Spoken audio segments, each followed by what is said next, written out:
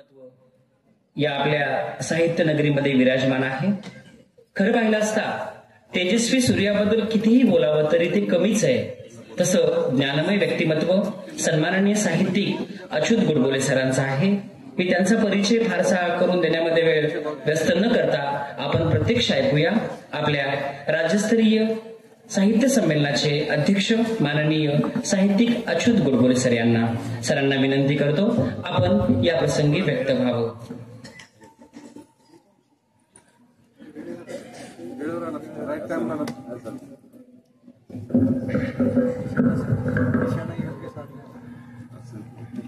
माननीय व्यासपीठ, स्वतः आमदार इथे हजर आहेत आणि त्याबद्दल मी त्यांचा धन्यवाद देतो.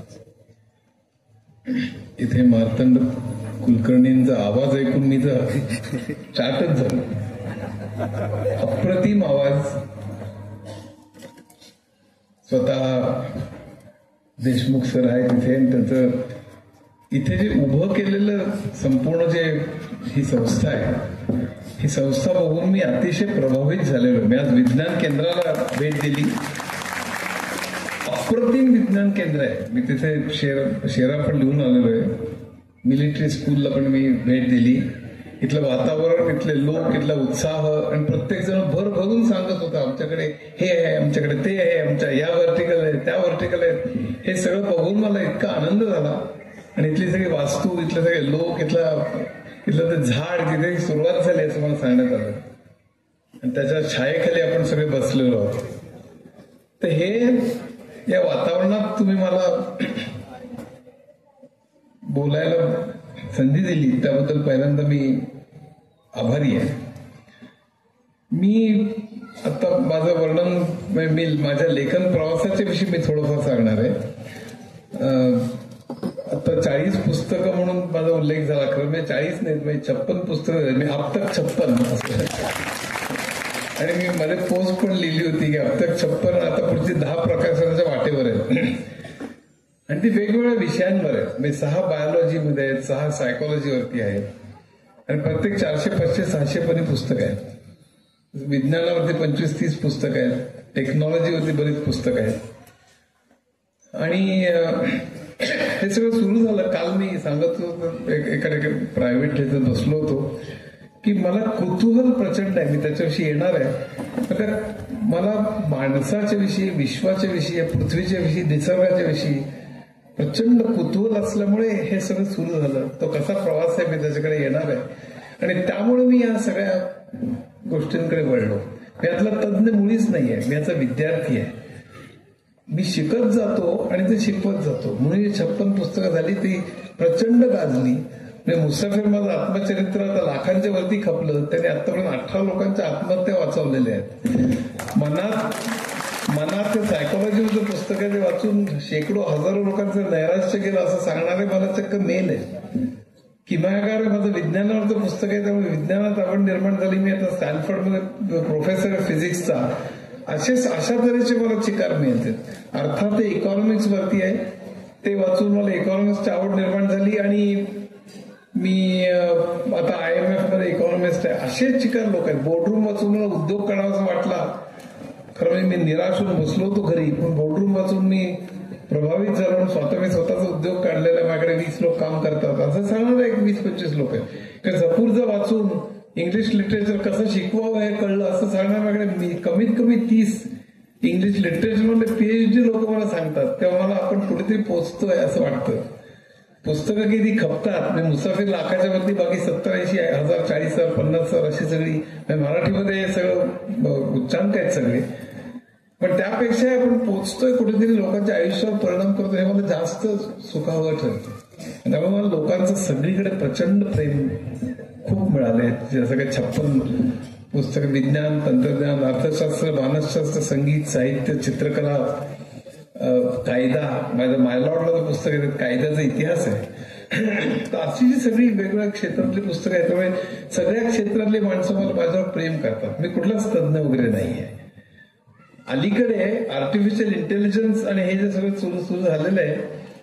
आता माझं 75 चालू आहे खरं म्हणजे. हा खरं आर्टिफिशियल इंटेलिजन्स 18-20 वगैरे मुलांनी अभ्यास करून त्याच्यात काही करण्याचं हे आहे. पण मला त्याच्यात मी इन्फॉर्मेशन टेक्नॉलॉजीमध्ये बरीच वर्ष काढली, मी सांगणार त्याच्याविषयी. आणि हजारो सॉफ्टवेअर इंजिनियर्सच्या कंपन्या चालवल्या आणि वर्षाला 3 कोटीचे पॅकेज सोडून मी मराठीतनं लिखाण करायला सुरुवात केली. माझी इंग्रजीत 4 पुस्तकं आहेत आता. इंग्रजीत 4 पुस्तकं आहेत. ती चीनीमध्ये भाषांतर झाली. आज चीन, जपान, कोरिया, तैवान, सिंगापूर सगळीकडे मिळतात, जगभर गेली वगैरे. नारायण मूर्तींपासून अनेक लोक त्याचं कौतुक करतात. पण मुख्य मुद्दा असा की आता artificial intelligence, data science, infotech, industry 4.0 ह्याचा अभ्यास करून उद्याचं जग ते आहे मला जाणवायला लागलं गेल्या 3-4 वर्षापूर्वी. पण त्याचा अभ्यास करून मी त्याच्यावर पुस्तकं लिहिली, ती प्रचंड गाजली. म्हणजे एआय वरचं माझं पुस्तक 15,000 2 वर्षात गेल्या 15,000च्या वरती त्याच्या कॉपीज कमलेत. मी आणले, फारच कमी प्रती आणले, 8-10 कॉपीज असतील, जरूर वाचा. कारण उद्याचं जग हे त्यांनी प्रचंड बदलणार आहे आणि उद्याचं जग तुम्हाला निदान माहिती पाहिजे त्याच्याविषयी, नाही तर तुम्ही टिकणार नाहीत. म्हणून मी ही पुस्तकं मराठीतनं लिहिलेली आहेत, जरूर वाचा. मी अगदीच थोड्या कॉपीज आणलेल्या आहेत, पण इथलं घ्या, लायब्ररीतनं वाचा, कुठले पण एकंदरीत लोकांना कळावं त्यांनी जग कसं बदलणार आहे म्हणून मी तळमळीने लिहिलेले आहेत ते सगळे. तुम्हाला एक सहज गंमत म्हणून सांगतो. काल मी काही 10-12 लोकांच्या समोर मी हे सांगितलं, चॅट जीपीटी तुम्हाला माहित असेलच. म्हणजे त्यांनी मी इतक्या विषयांवर पुस्तकं लिहिलेली आहेत.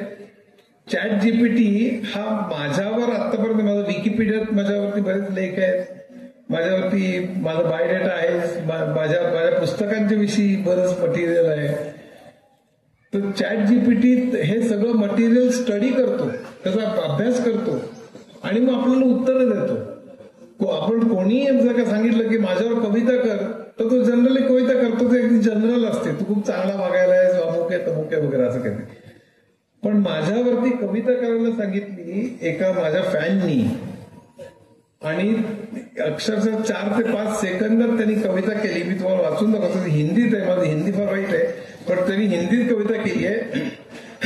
अच्युत गोडबोले ज्ञान का सागर, अच्युत गोडबोले नाम है बड़ा, शब्दों का जादू ज्ञान की धरा, विज्ञान हो या फिर संगीत की बात, हर विषय पर रखी अनोखी सौगात, बचपन में देखे थे मुश्किल हालात, फिर भी न मानी कभी कोई मात, मेहनत से खुद की राह बनाई, हर मुश्किल को मुस्कान से समाई, संगणक गणित अर्थशास्त्र गहरे, तेरी लेखनी के उजाले है तेरे, कठिन विषय भी सरल बने, तेरी किताबों से दीप जले, मराठी में तूने गढ़ा ज्ञान, हर पन्ने में है नई उड़ान, तूने जो बोए वो बीज उगे, हर पीढ़ी तेरे विचारों से जुड़े, समाज की चिंता हर दर्द समझा, शब्दों से दुनिया का नजरिया बदला, तेरी विरासत अमर रहेगी, हर दिल में रोशनी रहेगी, अच्युत गोडबोले सलाम तुझे, तेरे विचार तेरा नाम तुझे. 5 सेकंदात त्यांनी कविता केली. काय चाललंय का बघा. आणि याच्या पुढची गोष्ट हे जे आहे, त्याच्यानंतर एक धनंजय नावाचा माझा दुसरा फॅन आहे, त्यांनी ही कविता दिली चॅट जीपीटीला आणि सांगितलं ह्याला चाल लावून गाणं कर. पुढच्या 3 सेकंदात हे गाणं आलं, मी तुम्हाला ऐकवणार आहे. 3 सेकंदात चॅट जीपीटीने ही कविता ऐकली आणि त्या कवितेला चाल लावून त्याचं गाणं केलं. काल मी काही लोकांना दाखवलंय, हे तुम्ही आता ऐका, तुम्हाला आश्चर्य वाटेल.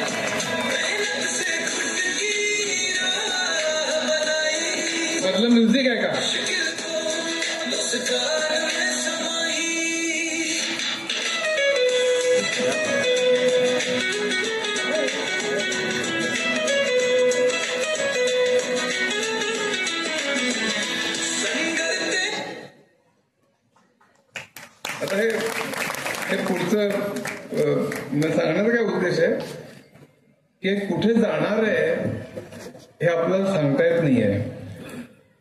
टेक्स्ट दिलं की त्याचं चित्र कर, टेक्स्ट दिलं की त्याचा व्हिडिओ कर.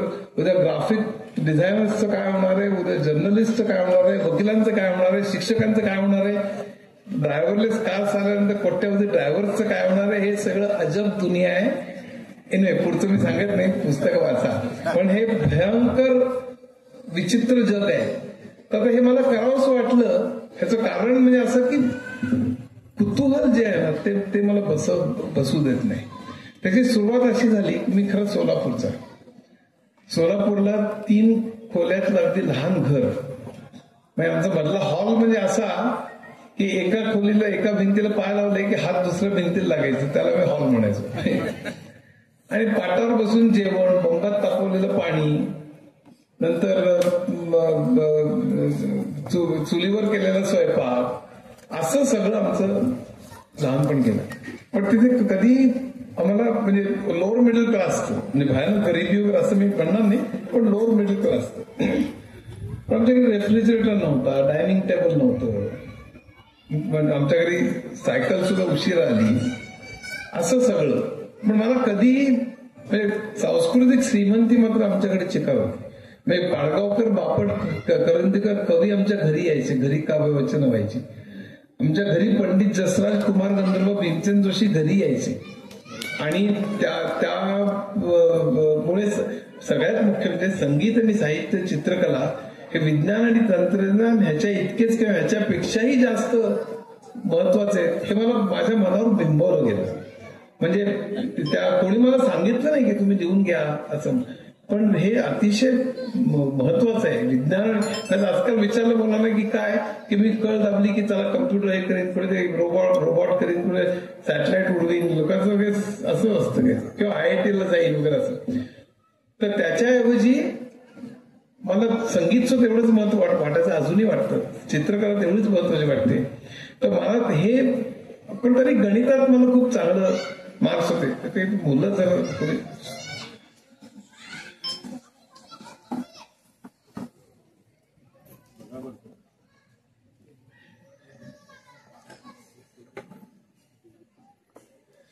तर गणित, माझे वडील गणितात प्रोफेसर होते आणि अतिशय स्कॉलर. तर त्या माझी आणि वडिलांची रेस लागायची. माझं 1ली ते IIT पर्यंत गणितात एकही मार्क गेला नाही, कारण मला खरं म्हणजे रँगलरच व्हायचं होतं, पण तसं काही झालं नाही. माझी आणि वडिलांची रेस लागायची की गणित कोण लवकर सोडवतोय. म्हणजे फक्त सोडवणं कोणालाही जमेल, पण ते 3 वेगवेगळ्या पद्धतीने सोडवायचं आणि त्यातली सगळ्यात एलिगंट पद्धत कुठली हे शोधायचं. मग कित्येक वेळा वडील जिंकायचे, कित्येक वेळा मी जिंकायचो, तर मजा यायची सगळी. पण मला विज्ञानाची आवड मात्र कशी लागली गंमतच आहे. म्हणजे आत्र्यांना कोणतरी विचारलं की तुम्ही विज्ञानाकडे का नाही वळला, तुम्ही नाटकं लिहायला लागला, तुम्ही पेपर काढला मराठा. रात्री म्हणलं कसं काय वळणार, म्हणे आम्हाला शिक्षक होते ते असे BT मेथडने शिकवायचे म्हणे. कुठला तरी विषय घ्यायचा, त्याच्या अनुषंगाने दुसरा, त्याच्या अनुषंगाने तिसरा, असं करत करत मूळ विषयावर यायचे. त्यामुळे आमचा मूळ विषयातला इंटरेस्ट निघून जायचा. म्हणजे काय, तर एकदा मास्तर आले आणि हातात त्यांनी पेढा धरला आणि म्हणाले की काय वाटतं, मुला म्हणाले गोड गोड वाटतं. आणखीन काय वाटतं, मग मुला म्हणाली केशरी केशरी वाटतं. त्याने आणखीन काय वाटतं, तर म्हणाले आम्हाला छान छान वाटतं. विचार करा म्हणाले. नाही आम्हाला पाहिजे असं वाटतं. नाही आता तुम्ही जवळ येत चाललात. मग मुलं म्हणाले आम्हाला पाहिजे, आम्हाला हवा. मग थांबा, आज आपण हवेचे घटक शिकू म्हणाले. आणि ते ऑक्सिजन, नायट्रोजन वगैरे सगळं सुरू केलं. म्हणलं असले शिक्षक असताना मी कुठलं विज्ञान करणार, काय करणार. मी लागलो नाटकं लिहायला. म्हणजे आम्हाला त्या बाई शिकवायला होत्या, त्या पण अशाच होत्या. त्याला प्रात्यक्षिक करून शिकवायची भयंकर हौस बरं का. तर हे जे स्टेज आहे ना हे खूपच मोठं आहे. ह्याच्या 1/6 किंवा 1 एवढं असं लहान शाळेत असतं ना, तसं एक स्टेज होतं. तिथे एक टेबल जेमतेम मावायचं, मागे फळा, आणि त्या फळा आणि टेबलाच्या मध्ये त्या बाई शिकवायच्या. आणि पुढे काही फार जागा नव्हती, तर बाईंना प्रात्यक्षिक करून शिकवायची हौस. त्यांना सूर्यमालिका शिकवायची होती. एके दिवशी बाई म्हणाल्या, बाई भयंकर वृक्ष, अनरोमॅन्टिक, म्हणजे असं कपाळात राठ्या वगैरे असं. तर बाई उभं राहिल्या, मुलांनो आज मी तुम्हाला सूर्य मालिका शिकवणार आहे. म्हणजे ठीक आहे, आता काय करणार, म्हणजे ते ठीक आहे. पण त्यांना मुलांना उदाहरणार्थ मी म्हणजे सूर्य, आता हे तळपत होते सूर्य तर सूर्य. पण तेवढं 2 मुलांना बोलून त्याने ते टेबल दूर केलेलं होतं. हुशारी बघा तुम्ही. त्यामुळे तो प्लॅटफॉर्म मोकळा होता. अगोदर लहान तो प्लॅटफॉर्म, पण तो मोकळा होता. मग मुलांना मी म्हणजे सूर्य, तर मग ठीक आहे, मग अच्युत तू उठ. मग अच्युत उभं राहिलं. मग ते म्हणलं अच्युत मी पृथ्वी म्हणे. मग मी आता त्यांच्यामध्ये फिरायला लागलो तिकडे. तर ते प्रात्यक्षिक करून दाखवायचं ना. पण पृथ्वी सुद्धा साधी नाही हो, ते स्वतःमध्ये फिरत फिरते ना. ते पृथ्वीलाच कसं काय जमतं मला इतकं, पृथ्वीला राग यायचा त्यावेळेला की स्वतःमध्ये फिरत फिरणं किती अवघड आहे. मग मी घरात एक खांबामध्ये प्रॅक्टिस करायचो. आई वडील म्हणले कालपर्यंत ठीक होतं, असं तर गरज काय डोकं फिरलंय की काय वगैरे शंका वाटायला लागली. मला 3 दिवसांनी बरोबर यायला लागलो. बाईंचं काय झालं, बाई मला मध्ये वगैरे मला आपली पृथ्वी पक्की झाली, मी फिरतोय आपल्यामध्ये. पण त्यानंतर ते सगळं ठीक आहे. नंतर बाई म्हणाल्या दिलीप तू उठ. मग दिलीप उठला. दिलीप चंद्र म्हणे. तेवढं तो माझ्यामध्ये फिरायला तुम्हाला सांगतो इतका गोंधळ, म्हणजे ते सगळे तंगडं अडकून सगळे पडायचे. एकदम हेडसर एकदा बाहेरनं चालले होते सगळे, तिघे धूळ जळत उठतात, काय काय चाललंय वगैरे. पण त्यांनी दुर्लक्ष केलं, म्हणजे काहीतरी असेल पद्धत वगैरे. पण जेव्हा परीक्षेमध्ये जेव्हा गाळलेल्या जागा म्हणून आल्या की अमुक अमुकच्या भोवती फिरतो, तो मुलांना नेलेलं दिलीप अच्युतच्या भोवती फिरतो. तेव्हा हेडसर जे चिडले, त्यांनी बाईनं बोलवलं, इकडे फळा दिलेला आहे, एक कडू दिलेलं आहे, पोराला नीट शिकवणं भलतं कधी शिकायला लागते. आणि तेव्हा आमची सुटका झाल्या. मुख करून बसलो मी शिकायला. असलं सगळं शाळेत गेलं. पण मी बोर्डात 16 पाहिलं त्यावेळेला. म्हणजे नागपूर सकट पूर्ण त्यावेळेला बोर्ड होतं, पण सगळ्या विषयांमध्ये. पण माझा 7 मार्कांनी पहिला नंबर गेला. आणि 7 मार्कांनी, कारण हिंदी फार वाईट होतं. हिंदीमध्ये 100 पैकी 43 मार्क पडले मला. आणि 50 जरी पडले असते तरी मी पूर्ण महाराष्ट्रात पहिला आलो असतो. पण माझं हिंदीमध्ये मला वाक्प्रचार करायला सांगितला, तर मी असं म्हटलं की मैं तुमको पुकार रहा था लेकिन तुम मेरी तरफ ढुंकी भी नाही. मग मास्तरांनी खूप प्रयत्न केला मला मार्क देण्याचा. त्याने की जमेल किती दिला मला. मग 43 पडले. बोर्डात 16 आलो तर सोलापूर गाव सुद्धा काय भयंकर विकास. पुढे मुंबईसारखं भयंकर पुढारलेलं नाही ना. मी उगीच गावात चक्कर मारलो. म्हणलं आपल्याला कोण ओळखतं काय, कोणी कुत्र्याने बघितलं नाही. कारण कोणाला बोर्डात 16 वगैरे काही कोणाला चक्कर.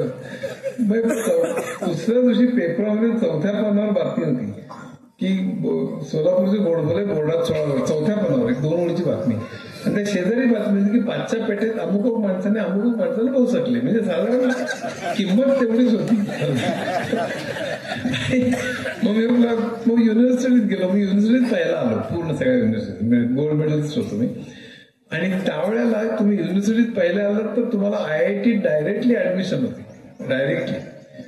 पण मला कोणी सांगितलंच नाही. तर सोलापूरला असं सगळं गाव म्हणजे गमतच होती. कुठे नाहीतर पुण्या मुंबईमध्ये क्लास आणि अमुक तमुक सगळे पोरांना सगळं माहित असतं. ते आई वडिलांना, आमच्या आई वडिलांनाही माहित नव्हतं, क्लास पण नाही.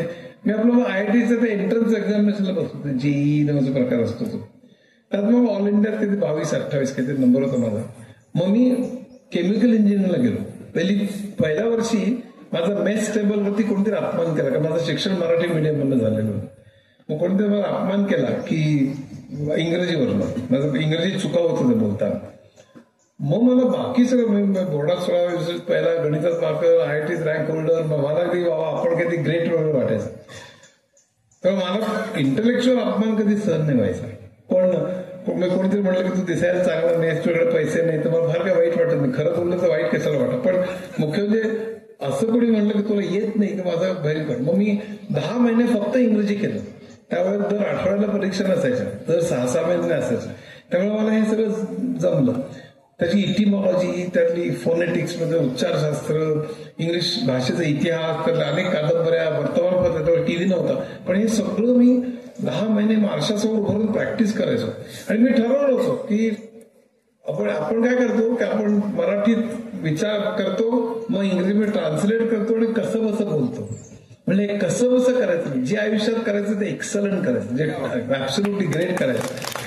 आणि त्यामुळे आपले विचारच इंग्रजीत झाले पाहिजे. इतकं अस्खलित आपल्याला बोलता पाहिजे. अस्खलित फक्त नव्हे, व्याकरणदृष्ट्या चांगलं का परफेक्ट हे म्हणजे इंग्रजी सांगणे, त्याला एलिगन्स आलं पाहिजे, अतिशय सुंदर तऱ्हेने तुम्हाला मांडता आलं पाहिजे पाहिजे.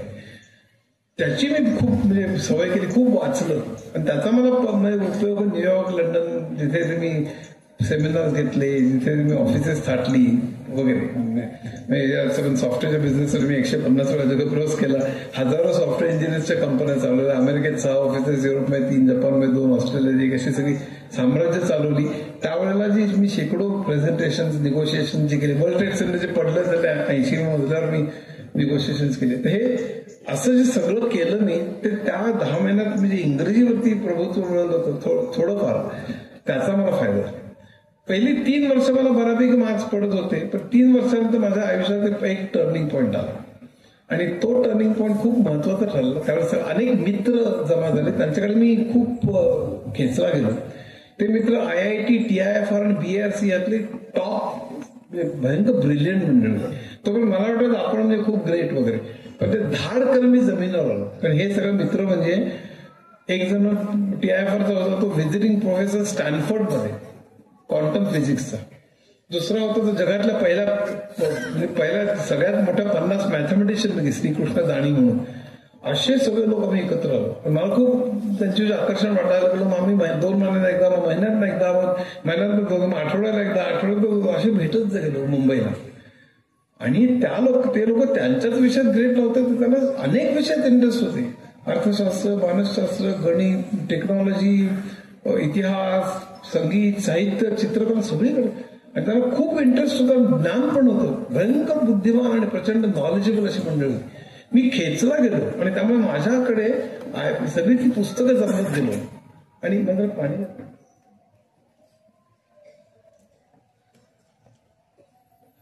आणि पुस्तकं जमत गेलो. माझा रॅक जो होता तो त्याच सगळ्या पुस्तकांनी भरलेला होता. इकॉनॉमिक्स.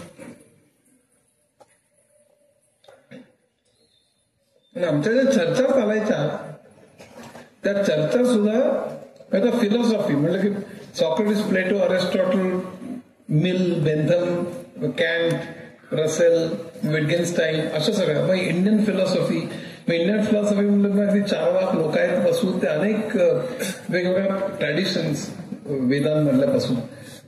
नंतर पॉलिटिकल थॉट, इकॉनॉमिक्स मधलं थॉट, ॲडम स्मिथ, रिकार्डो, मार्कस मार्क्स, केन्स, फ्रीडमन वगैरे असं सगळं.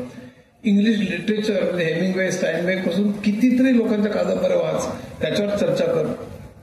तो रेनायन्सचा काळ होता. सगळं गाणं चिक्कार ऐकलं, वेस्टर्न ऐकलं, भारतीय ऐकलं. वेगवेगळ्या क्षेत्रामध्ये मी प्रचंड आमच्या सगळ्या चर्चा चालत असत म्हणजे. आणि त्याच्यामध्ये मी खेचला गेलो. त्याचं वाचन त्यावेळी वाढलं. मला हे कळलं, मगाशी म्हटलं तसं, की विश्व कसं निर्माण झालं, पृथ्वी कशी निर्माण झाली, सजीव कसे निर्माण झाले, उत्क्रांती कशी झाली, या सगळ्या विषयातले जे कोण शिलेदार होते, मुख्य माणसं त्यातली, आणि त्यातल्या थिअरीज, हे सगळं आपल्याला कळलं पाहिजे. आपण त्यातले तज्ज्ञ होणं शक्य नाही, एवढं सगळ्या गोष्टीतलं सगळं कळणं कसं शक्य आहे, पण त्यातली मूलतत्व कळली पाहिजे. मला काय करायचंय असं कधी वाटलं नाही. ते रिलेटिव्हिटी म्हणजे काय, आपल्याला अभ्यासाला काय, आता आम्हाला अभ्यासाला होत ह्या बघा, पण रिलेटिव्हिटी आपल्याला काय करायचंय, किंवा केन्सची थिअरी, फिस्कल पॉलिसी म्हणजे काय, मॉनिटरी पॉलिसी म्हणजे काय, मला काय करायचं असं कधी वाटलं नाही. किंवा क्युबिझम म्हणजे काय, मॉडर्निझम म्हणजे काय, दादाइझम म्हणजे काय, आर्ट मधला पिकासोने काढ, तर हे म्हणजे काय, आपल्याला काय करायचं कळलं पाहिजे आपल्याला. तर त्यामुळे सगळ्या क्षेत्रामध्ये मी वाचत गेलो, थोडं थोडं कळत गेलं, जे नाही कळलं ते पण ढकलत गेलो, आणि हे सगळं चालू झालं. मग भारतात गरिबी काय असं करत मी इकॉनॉमिक्स BA पर्यंत वाचून काढलं. रिकार्डो, मार्कस, केन्स, फ्रीडमनच्या नंतर सुद्धा ल्युकास वगैरे सगळे म्हणजे. तर हा जो सगळा भाग आहे, त्यानंतर मग इतकं मला वेळ लागलं की शेवटली 3 वर्ष मी हेच उद्योग केले. तर जेमतेम 65% पडून मी बाहेर पडलो. 2 जॉब झाले मला, जॉब मी नाकारले. आणि त्यावेळेला म्हणलं आदिवासींमध्ये आपण चळवळीमध्ये मी सामील झालो. त्यांच्यावर अन्याय होत होते आणि जमीनदारांनी त्यांच्या जमिनी हडप केलेल्या होत्या. आम्ही सर्वोदयाबरोबर शांतताप्रिय चळवळीत सहभाग घ्यायला म्हणून आम्ही तिथे गेलो. शहादा नंदुरबार तालुका आता त्यावेळी धुळे जिल्ह्यात होता. तिथे भिल्ल आदिवासींमध्ये मी गेलो. आई वडील म्हणले काय IITत गेलं, सरळ आदिवासीमध्ये चळवळीत गेला, आता पोरगा वाया गेला, आता काय करणार. त्यावेळेला इतकं मी बेधुंद झालो होतो की आपण आता काहीतरी वेगळं करायला पाहिजे आयुष्यात म्हणून. मी तिकडे गेलो. रोज रात्री एक प्रवास करायचा, एका गावात मुक्काम करायचा, त्यांच्या सभा घ्यायच्या, त्याला व्यसनापासून हे करायचं, त्याला त्यांच्या जमिनी परत मिळवण्याकरता अर्ज करायला मदत करायची. कारण त्यांचे थोडं कर्ज घेतलं असेल, नाही फिटलं की एवढी तरी सही घ्यायची, तुझं ही जमीन आता माझी झाली म्हणून असं काही होत नसतं, तुम्ही ते अर्ज करा, त्यांना सगळं शिकवायचं, त्यांच्या हक्काकरता लढायचं, असं सगळं चाललं होतं. रात्री बेरात्री चालण्यात इतकं रोमॅन्टिक वाटायचं, आपण काही क्रांतिकारक करतो असं वाटायचं. एक जमिनीचा तुकडा होता, तो तुकडा आदिवासींना वाटून द्या म्हणून आम्ही एक चळवळ उभी केली. कारण तो त्यात फक्त गवत होतं. त्यांच्या म्हणण्याप्रमाणे ते जंगल होतं. म्हणजे जंगल असण्याकरता दर एकरामागे एवढी झाडं असावी लागतात. तेवढी झाडं नाही येते तिथे, फक्त गवत आहे. त्यांना काय पैसे हवे ते काय आम्हाला काही कळलं नाही, पण त्यांनी नकार दिला. मग मी लेख लिहिले, आम्ही शांततामय मोर्चा काढला, सगळं झालं. त्यावेळी माझी पूर्ण दाढी होती, मी धोती पायजमा घालत असे, भिलोरी भाषेत मी गाणी पण म्हणत असे त्या काळात. पण त्यांनी काही दाद दिली नाही. मग आम्ही सत्याग्रह करायचं ठरवलं, मिठाच्या सत्याग्रहासह. आम्ही तर जागेमध्ये गेलो, एक 5-6 मी कार्यकर्ते आणि ती 20-30 आदिवासी आम्ही आत गेलो आणि ते गवतच ते दाखवण्याकरता गवत घेतलं आणि ते कापलं की ते फक्त गवतच हे दाखवण्याकरता.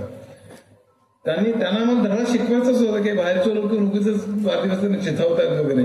त्यांनी पकडलं आम्हाला, तुम्ही अतिक्रमण करताय म्हणून, आणि आम्हाला रात्री 11पर्यंत डांबलं. दुसऱ्या दिवशी खट्टा झाला आणि मग आम्हाला जेलमध्ये टाकतो. मग धुळे सेंट्रल जेलमध्ये 10 दिवस होते. सगळं मुसाफिरमध्ये आहे माझ्या. मग तिकडे डावीकडे 2 खून केलेले मनुष्य, उजवीकडे 3 खून केलेले मनुष्य, आणि मग मी 10-12 खुन्यांचे इंटरव्ह्यूज घेतले. मी अनेक तिथलं 52 पत्ती म्हणजे खाणं तेच कसं असतं, तिथे दादागिरी कशी चालते, जेलमध्ये सुद्धा कशी हायरार्की असते, तिथे सुद्धा कशी सिगरेट कशी मिळते लोकांना, सगळं इतकं जवळून बघितलं. ते इतकं प्रचंड दिलं. टॉयलेट कसे असतात, बसून आंघोळ कशी, सगळं. जेलवरती एक चॅप्टर आहे माझं.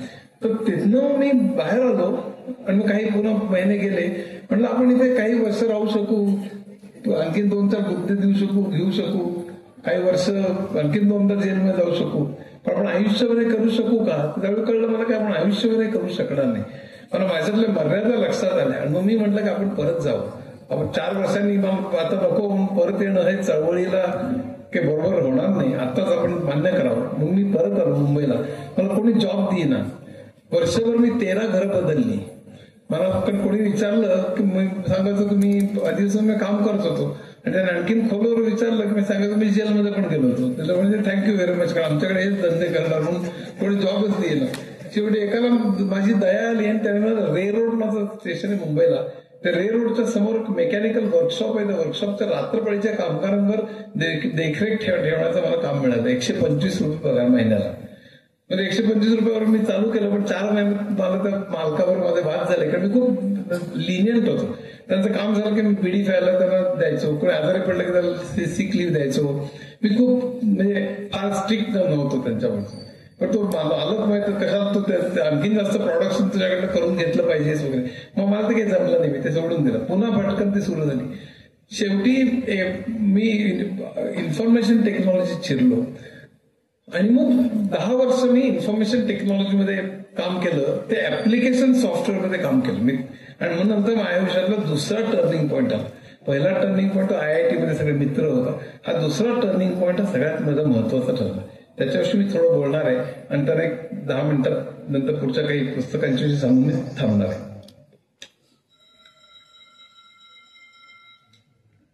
माझ्यासाठी नाही ना. तर मी आता कम्प्युटरमध्ये 2 भाग असतात, एक हार्डवेअर आणि एक सॉफ्टवेअर. सॉफ्टवेअरमध्ये 2 भाग असतात, ऍप्लिकेशन सॉफ्टवेअर, दुसरं सिस्टम सॉफ्टवेअर. सिस्टम सॉफ्टवेअर म्हणजे कम्प्युटर आपण विकत घेतो तेव्हा त्याच्याबरोबर जे येतं ते ऑपरेटिंग सिस्टम्स, डेटा कम्युनिकेशनचं सॉफ्टवेअर किंवा डेटा बेसेस किंवा प्रोग्रामिंग लँग्वेजेस कंपायलर्स म्हणजे C, अमुक वगैरे. तर हे जे सगळं आहे तर त्याला सिस्टम सॉफ्टवेअर म्हणतात. जे कम्प्युटर बरोबरच ते येतं त्याला सिस्टम सॉफ्टवेअर म्हणतात. आणि ते वापरून आपण जे सॉफ्टवेअर डेव्हलप करतो बँकांकरता, कारखान्यांकरता, ऑफिसेस करता, इन्शुरन्स करता, त्याला ऍप्लिकेशन सॉफ्टवेअर म्हणतात. त्या ऍप्लिकेशन सॉफ्टवेअर करताना तुम्हाला इन्शुरन्स, बँकिंग, प्रोडक्शन वगैरेची माहिती असावी लागते. सिस्टम सॉफ्टवेअर लिहिताना तुम्हाला कम्प्युटरची माहिती असावी लागते. म्हणजे डिजिटल इलेक्ट्रॉनिक्स आलं नाही तर तुम्हाला कम्प्युटर आर्किटेक्चर कळत नाही. कम्प्युटर आर्किटेक्चर कळलं नाही तर तुम्हाला ऑपरेटिंग सिस्टम कळत नाही. ऑपरेटिंग सिस्टम नाही कळली तर कंपायलर कळत नाही. कंपायलर नाही कळलं तर डेटाबेस कळत नाही. कळतं पण बरोबर न कळतं. नीट चांगलं कळण्याकरता त्या सगळ्या विषयांची माहिती असावी लागते. हे सगळं कम्प्युटर सायन्स जो विषय आहे त्याच्यामध्ये हे सगळं शिकवतात. Digital electronics, architecture, operating system, compiler. प्रत्येकाची 400 ते 600 पानी अशी मोठमोठी 3-3 लेखकांनी लिहिलेली 3-3 पुस्तकं आहेत त्याच्यावर प्रत्येक विषयावर. ती बीटेक आणि एमटेक जे IITतले लोक करतात ते सगळं वाचतात आणि ते सगळं शिकतात. तर पटणीमध्ये मी जेव्हा जॉईन झालो, नारायण मूर्तीने पटणी सोडली आणि इन्फोसिस चालू केली, त्याच खुर्चीवर मी बसलो आणि माझ्या हाताखाली 40 लोक होते. ते 40 लोक हे सगळे बीटेक आणि एमटेक कम्प्युटर सायन्सचे होते. त्यांना सिस्टम सॉफ्टवेअर भरपूर माहिती होतं. कम्प्युटर कसा चालतो, ऑपरेटिंग सिस्टम कशी चालते, आर्किटेक्चर, अमुक सगळं माहिती होतं. आणि पटणीमध्ये 80-90% जॉब्स हे सगळे सिस्टम सॉफ्टवेअरचे होते. आणि मला 10 वर्ष फक्त ऍप्लिकेशन सॉफ्टवेअर माहित होतं.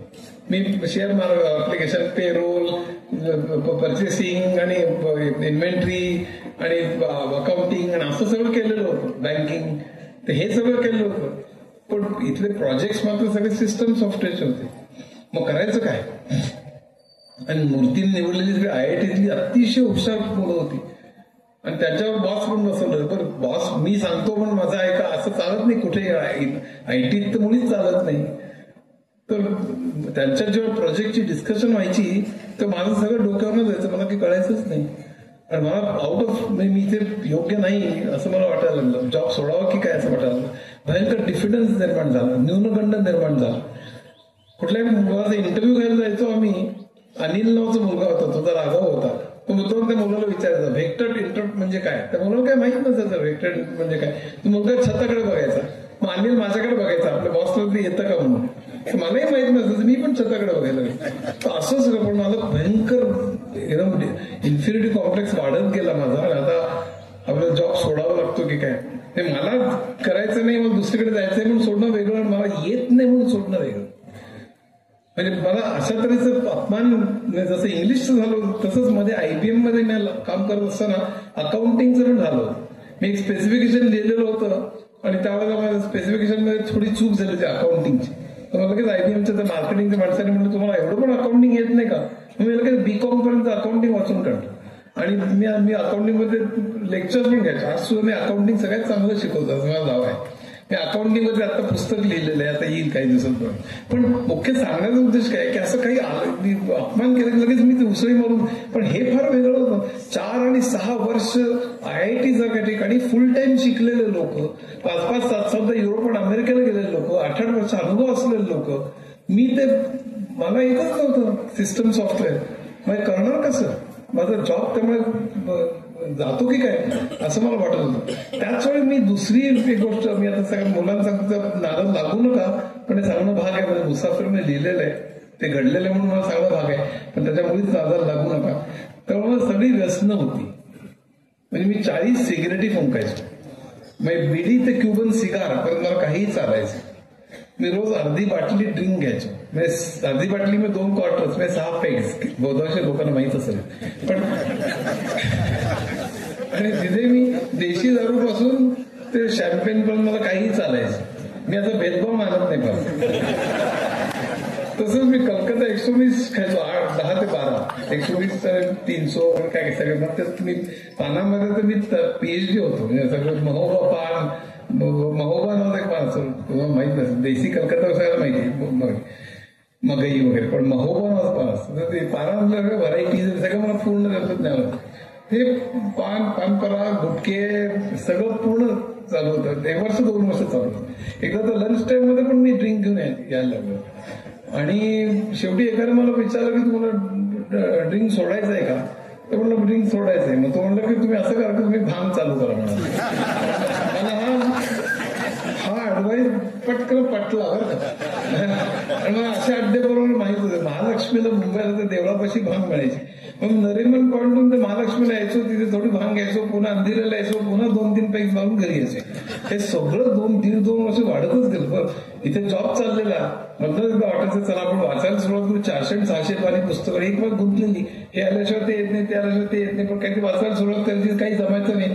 पुन्हा बारकडे पावलं वळायची, पुन्हा सगळं सोडून द्यायचं. असं सगळं चाललेलं होतं. अतिशय नर्वसनेस आलं होतं आपलं सगळं. त्याच वेळेला तिसरी गोष्ट घडली जी सगळ्यात वाईट कोणाच्या आयुष्यात घडून नाही अशी, ती म्हणजे माझ्या मुलाला ऑटिझम डिटेक्ट झाला. त्याचा ऑटोमॅटिक सेल्फ सगळं मुसाफिरमध्ये आहे. ऑटोमॅटिक सेल्फ म्हणजे ऑटोमॅटिक ऑटोमोबाईल कल्पना आली. ऑटिस्टिक बोला म्हणजे स्वतःच गुंतलेली असतात. ती बाहेर समाजाशी कम्युनिकेट करू शकत नाही, त्यामुळे शिकू शकत नाहीत. त्यांचं कम्युनिकेशन हे असतं, त्यांना प्रॅक्टिकल नॉलेज नसतं. आणि त्या सगळ्या ह्याच्यामुळे ही मुलं फार पुढे जाऊ शकत नाही. ते सगळे हात वगैरे करत फिरत असतात, ते अटेन्शन डेफिसिट असतं, ते हायपर ऍक्टिव्ह असतात. असं सगळं कॅनर नावाच्या माणसाने 1943 साली 9 लक्षणं वगैरे लिहिलेली आहेत त्याची. मला आता ऑटिझममध्ये पुस्तक पण आहे ऍक्च्युली. पण मी राजेंद्र बर्वेला टाकलं. राजेंद्र बर्वेला मुंबईला एक मोठा सायकॅट्रिस्ट आहे, त्यांना दाखवलं. राजेंद्र बर्वे म्हणाला की हा ऑटिस्टिक वाटतोय, पण आपण पुन्हा काही दिवस बघूया आपण काय होतंय. मला काही माहिती नाही, मला वाटलं ऑटिझम काही सर्दी खोकल्यासारखं असं काही गोळ्या देऊन बरं होईल वगैरे. तो ब्रेन डॅमेजची केस असते आणि ती बरी होत नाही वगैरे मला माहित नव्हतं. मग मी त्याच्या शेजारी दादरला आनंद नाडकर्णी माझा जो मित्र आहे 40 वर्षापासून, तो त्याच्याकडे गेलो. त्याला माझ्या मुलाच्या विषयी बोलतोय असं सांगितलं. त्याला म्हटलं ऑटिझम म्हणजे काय भानगड आहे? तर तो म्हणलं अरे बापरे, ही मुलं अशी सोशिएबल नसतात, ही एज्युकेबल असतात, ही सगळी अशी असतात, तर त्यांच्यासाठी तुम्हाला काहीतरी करून ठेवावं लागतं. अशा संस्था भारतात नाही आहेत. मी हबकलोच. मी आणि बायको दोघंही रडतच घरी आलो. पुढचे 15 दिवस ब्रिटिश काउन्सिलमधली ऑटिझमची आर्टिकल्स किंवा पुस्तकं वाचण्यात गेला. त्याच्यावर उपाय नाही हे कळलं. आणि मी पूर्णच खलास झालो. म्हणजे एका बाजूनी मला जॉब चाललेला होता, एका बाजूनी व्यसनं होती, तिसऱ्या बाजूनी हे एकाच वेळी सगळं सुरू झालं. मी संपूर्ण त्यावेळेला जुहू बीचवर मी रात्री 12 वाजता एरझारा घातलेले आहेत. आत्महत्येचा अनेक वेळा विचार आले, पण मी समजा आत्महत्या केली तर सगळं कुटुंबच खलास होणार हे लक्षात आलं. करायचं काय आता? आणि त्याच्यासाठी प्रोव्हाइड केलं पाहिजे, नाही केलं तर सगळं रस्त्यावर येणार आपण. आणि त्यावेळेला मग त्याच्याकरता करायचं म्हणजे काय, मला लक्षात आलं की आपण काहीतरी पैसे जमा करून ठेवले पाहिजे की आपल्या नंतर काय. मग ते पैसे किती असले पाहिजे? त्यावेळेला बँकेचा रेट, इंटरेस्ट रेट 10-12% होता. मग आपल्याला 3 कोटी जमा करायला पाहिजे असं लक्षात आलं. 3 कोटी रुपये. मग बँक बॅलन्स बघितला, रात्री 2:30 वाजले होते. बँक बॅलन्स साधारण 200 रुपये होतं 10 वर्ष काम केल्यानंतर.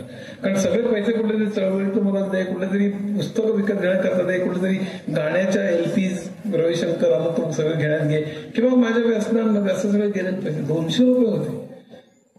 एवढे पैसे जमवायचे कसे? आणि इथे तर जॉब चाललेला, मग करायचं काय? इतके वाईट दिवस गेले. पुन्हा बारमध्ये हे गेले, पुन्हा म्हणजे संपूर्ण फ्रस्ट्रेशन मध्ये प्रचंड डिप्रेशनमध्ये दिवस गेले.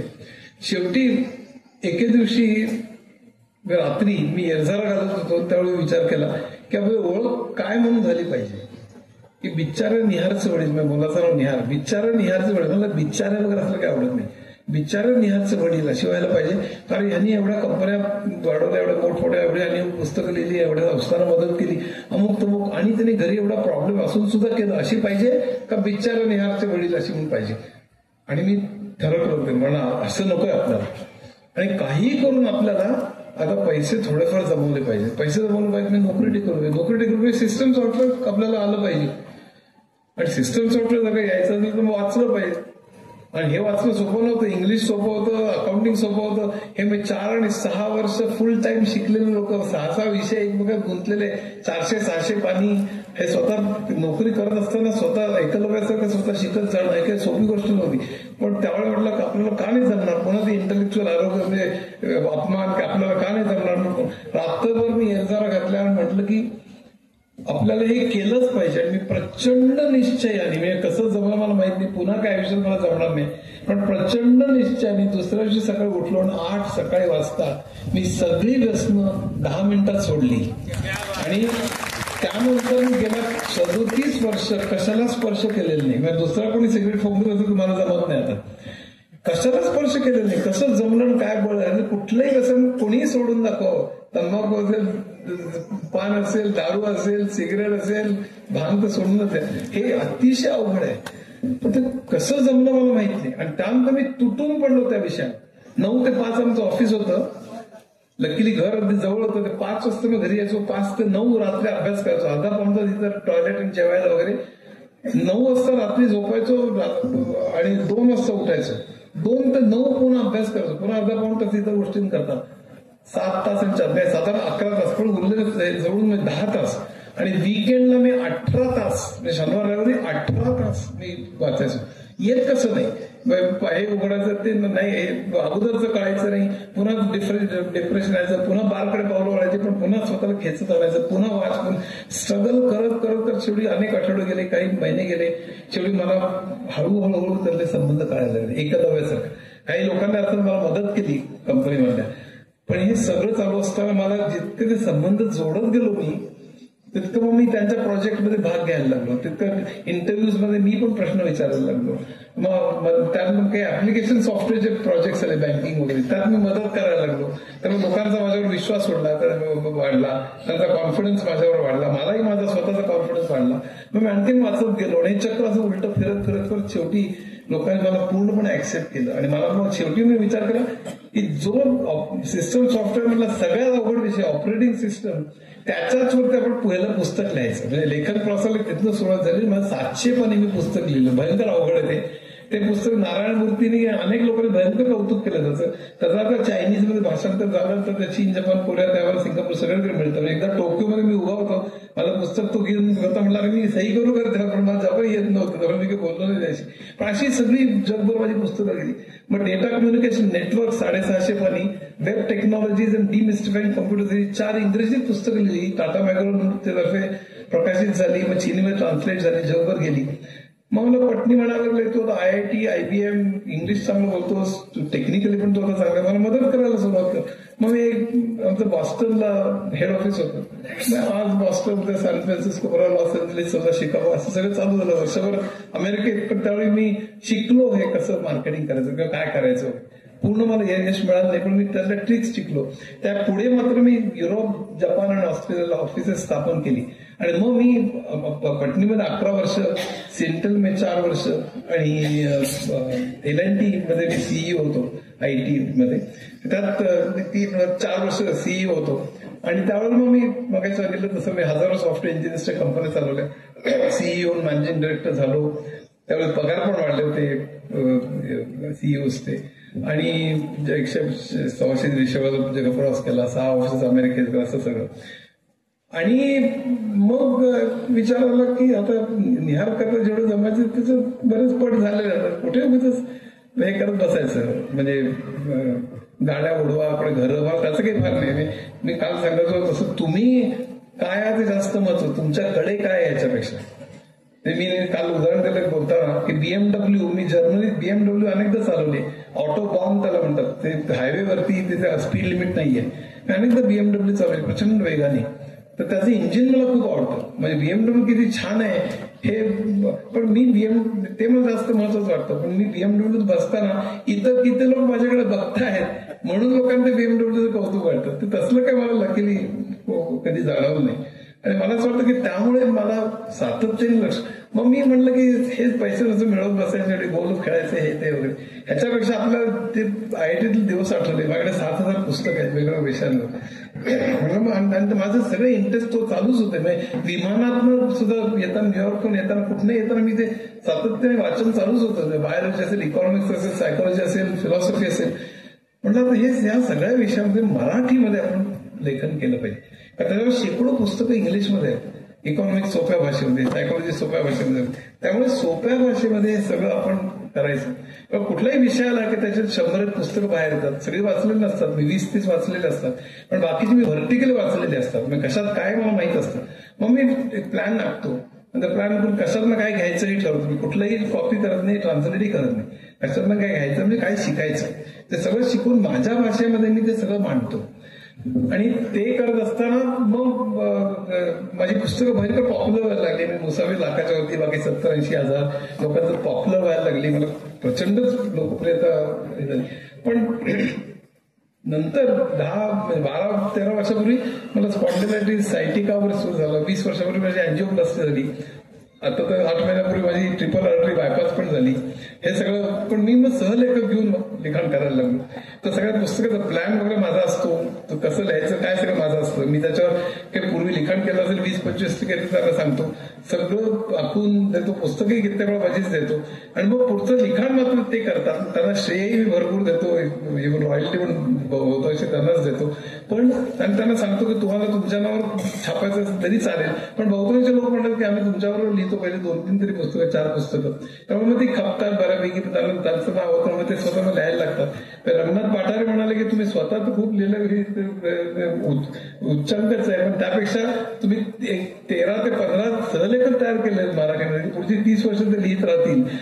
असं त्यांनी माझं उलट जास्त कौतुक केलं. तर मला खूप अभिमान आहे की त्यामुळे अनेक लेखक तयार झाले, अनेक माझ्याबरोबर लिहित आहेत, अनेक पुढे लिहित राहतील आणि मराठीत अनेक विषय आणत जातील. मी 5 मिनिटं फक्त आता काही पुस्तकांच्याशी बोलूया. मी मुसाफिर तर मी लिहिलंच आहे. आर्टिफिशियल इंटेलिजन्स इंडस्ट्री 4.0 नक्की वाचा. इंडस्ट्री 4.0 ची घोषणा 2011 साली झाली जर्मनीमध्ये. आणि big data, IoT and IIoT, internet of things आणि इंडस्ट्रियल इंटरनेट ऑफ थिंग्स, नंतर बिग डेटा, AR VR म्हणजे augmented reality, virtual reality, cloud computing, 5G, blockchain, अशा 8 टेक्नॉलॉजीज मिळून इंडस्ट्री 4.0 झाली.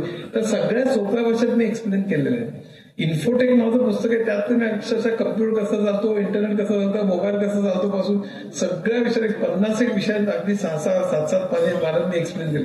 जरूर वाचा. तेही त्यातलं तुम्हाला पुढच्या पुढे काय होणार आहे याच्याविषयी तुम्हाला कल्पना येईल. पण मी पहिली जी पुस्तकं लिहिली, किमयागार अर्थात मनात, त्यांच्याविषयी मी फक्त 5 मिनिटं बोलून थांबणार आहे. किमयागार लिहिण्याचं कारण असं की त्यातलं किमयागार विश्वाच्या उगमापासून माणसाच्या उगमापर्यंतची गोष्ट आहे. आणि ती गोष्टीसारखी ज्याने वाचलं त्यांना माहीत असेल, ते थरारक गोष्ट आहे. म्हणजे तर त्यामध्ये त्या शास्त्रज्ञांच्या गोष्टीमुळे मी इतका प्रभावित झालो. त्याला गमती जमती, त्या पानोपानी अशा गमती जमती आहेत. मी आईन्स्टाईनचं उदाहरण, आईन्स्टाईन आणि चार्ली चॅप्लिन एकदा भेटले होते. तर चार्ली चॅप्लिनचे मूक चित्रपट खूप प्रसिद्ध व्हायचे त्यावेळेला.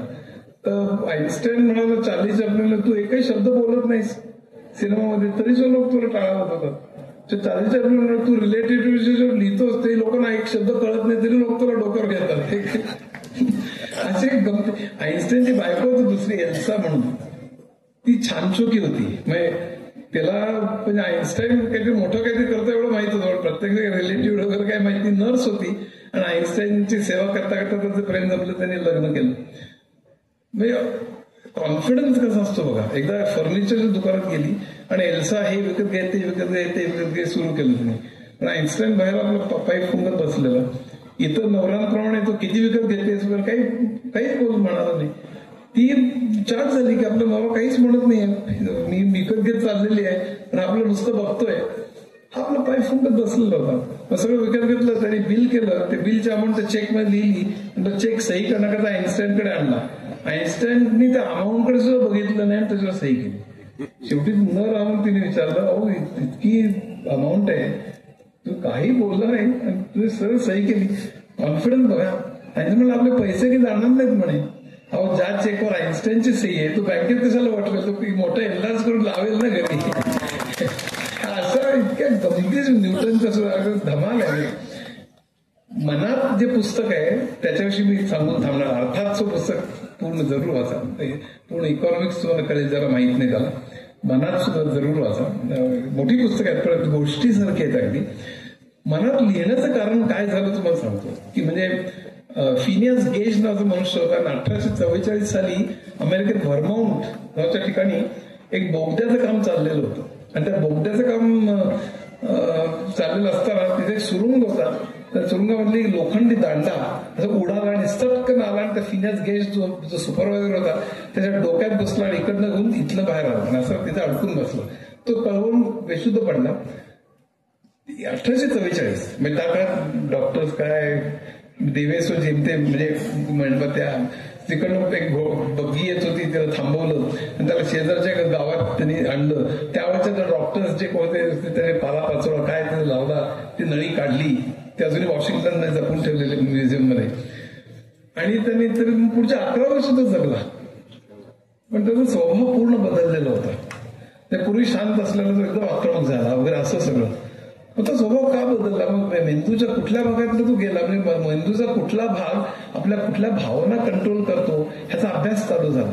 म्हणजे न्यूरो सायन्स म्हणजे ब्रेनचा अभ्यास पूर्वी चालूच झालेला होता, पण त्याच्यामुळे तो आणखीन वाढला. त्यामुळे फिनस गेजची ही कारणे अत्यंत जगप्रसिद्ध झाली. मी ऐकलं, म्हटलं अरे हे तर किती गंमतशीर आहे. ती सगळी मी वर्णन केली मनात बरे, पण त्यानंतर ब्रेनच्या विषयी खूप डिटेलमध्ये लिहिलं, अत्यंत सोप्या भाषेत. पण दुसरं एक कारण मी मनात लिहायचं म्हणजे सोशल सायकोलॉजी. म्हणजे त्याचं असं झालं की न्यूयॉर्कमध्ये क्वीन्स नावाचा बरो आहे. न्यूयॉर्क 6 बरोजने बनलेले, 6 प्रांत म्हणा आपण. त्याला क्वीन्स नाव, इंडियन्स खूप आहेत. म्हणजे क्वीन्स आणि एडिसन न्यू जर्सीत येतं, पण त्या दोन्हीकडे भारतीय खूप राहतात. क्वीन्स मध्ये सुद्धा भारतीय खूप राहतात. तर क्वीन्स बरोमध्ये एकदा एक बाई आपला दुकान, बार किंवा आपलं हॉटेल बंद करून येत होती. आणि येत असताना एक मारेकरी आला आणि त्या मारेकरीने त्या बाईला घोसटलं. ती बाई किंचाळली. त्याचं गोल असं गाळून होतं. त्याच्या आजूबाजूला सगळी माणसं राहत होती. 40 माणसं अशी एकदम आवाज ऐकून त्यांनी खिडक्या उघडल्या आणि ते खाली बघायला लागले. एक बाई किंचाळून खाली पडलेली आहे. कोणीही मदतीला धावलं नाही. पुन्हा तो मारेकरी गेला आणि पुन्हा आला आणि त्यांनी पुन्हा घोसटला. असं 2-3 जणांना शेवटी बाई मेली. सगळे डोळे विस्फोरून बघतायत, कोणी मदतीला धावलं नाही. ही बातमी दुसऱ्या दिवशी न्यूयॉर्क टाइम्स मध्ये आली की 40 लोक बघत होते पण कोणीही मदतीला धावलं नाही. टीव्हीवर डिबेट चालू झाल्या की आपली संस्कृती कुठे चालली. आपल्याकडे जो होता बघा, त्या बसमध्ये कोणी मारणार, कोणी मदतीला धावलं नाही, कसं आहे वगैरे. सगळे लोक आपली संस्कृती कुठे चालली, लयाला चाललेली आहे, कोणी मदतीला धावलं नाही, हे कसं वगैरे असं.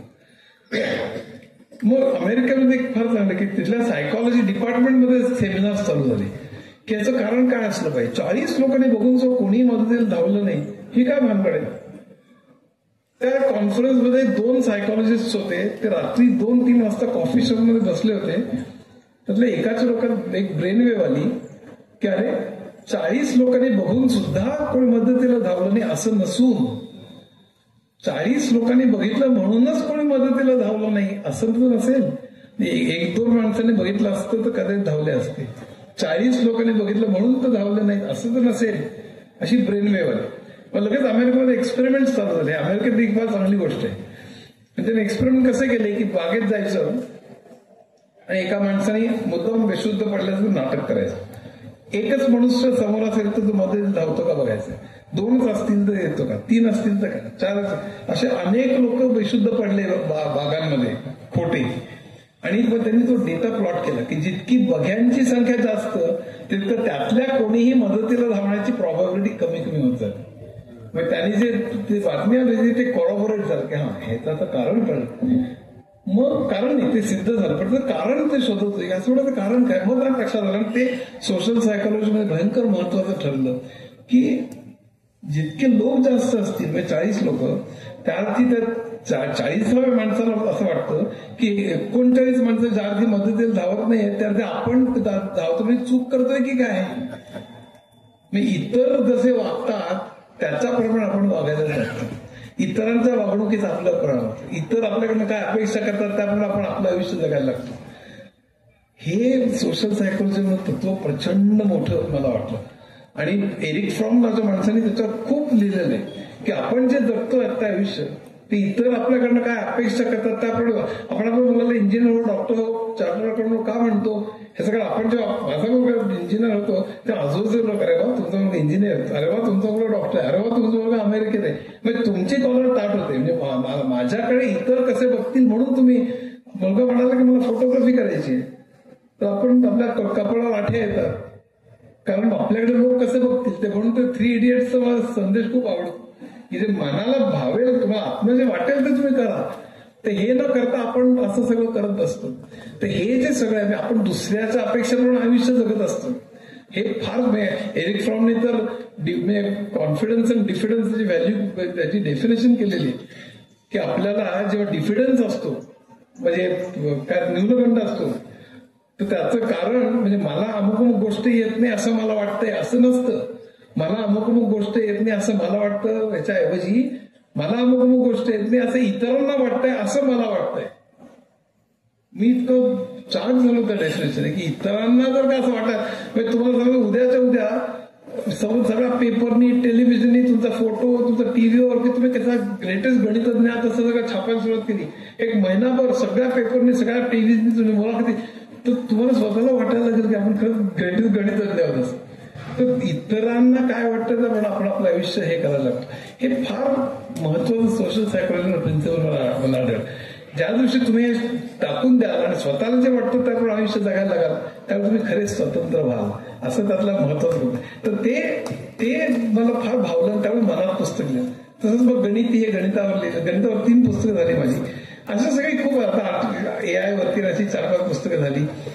पाश्चिमात्य संस्कृती माणसांना कळावी मराठी म्हणून 4 भागात मी झपूरचा 3 व्हॉल्युम्स मध्ये इंग्लिश लिटरेचर, कॅनव्हास हे चित्रशिल्पकलेवरती.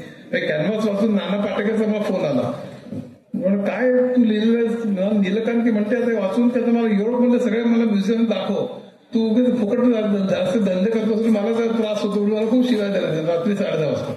कॅनव्हास पुस्तक लिहिलं, मला तर जावं लागेल युरोपला नीलकांती म्हणून असं.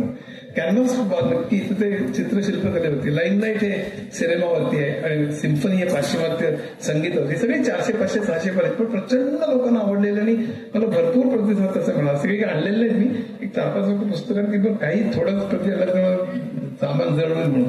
पण जरूर ती वाचा, लायब्ररीनं घेऊन वाचा, कुठेही घेऊन वाचा, पण जरूर वाचा. मला पुढे 56 झाले, 10 प्रकाशनाच्या वाटेवर आहे. आता मी आयडियाज आणि इझम्स असे, म्हणजे ideas in science, ideas in technology, ideas in economics, ideas in psychology, ideas in philosophy अशा आयडियाजची सिरीज करतोय आणि इझम्सची पण करतोय. कॅपिटलिझम, सोशलिझम, फेमिनिझम, फॅशिझम असे सगळे चालू आहे.